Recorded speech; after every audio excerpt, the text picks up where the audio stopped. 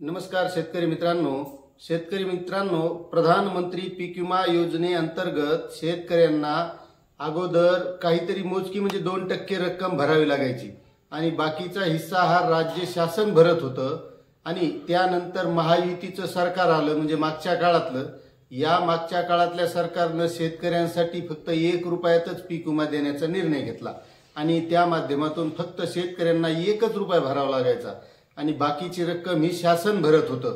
मात्र मागच्या काळामध्ये जे काही घोटाळे झाले पीक विम्याबाबत, इतके घोटाळे उघड झाले आणि या घोटाळ्यांच्या चौकशी कृषी आयुक्तालयामार्फत करण्यात आली आणि या कृषी आयुक्तालयामार्फत जी चौकशी करण्यात आली, या चौकशीने शासनाला एक अहवाल सादर केला आणि त्या अहवालावर अभ्यास करून शासन आता हाच 1 रुपयातला पीक विमा 100 रुपये करण्याचा निर्णय घेऊ शकतं। कारण आता अर्थसंकल्प सादर होणार आहे आणि अर्थसंकल्पामध्ये शेतकऱ्यांसाठी जो 1 रुपयात पीक विमा होता तो 100 रुपये होण्याची शक्यता आहे।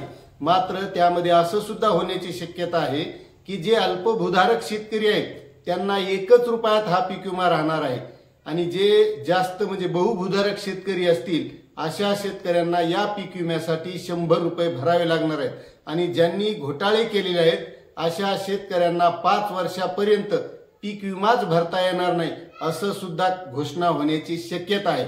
आणि अल्पभूधारक शेतकऱ्यांना 1 रुपयात राहणार आहे, मात्र बाकीच्या शेतकऱ्यांना आता यासाठी 100 रुपये हा भरणा पीक विम्यासाठी करावा लागणार आहे। अशी ही महत्त्वाची अपडेट होती। ही अपडेट तुम्हाला कशी वाटली नक्कीच कमेंट करा आणि शेतकरी मित्रांनो, पीक विमा 1 रुपयात असावा का 100 रुपयात असावा हे सुद्धा कमेंट करायला विसरू नका। भेटूया असंच नवीन माहितीसह नवीन व्हिडिओमध्ये। धन्यवाद।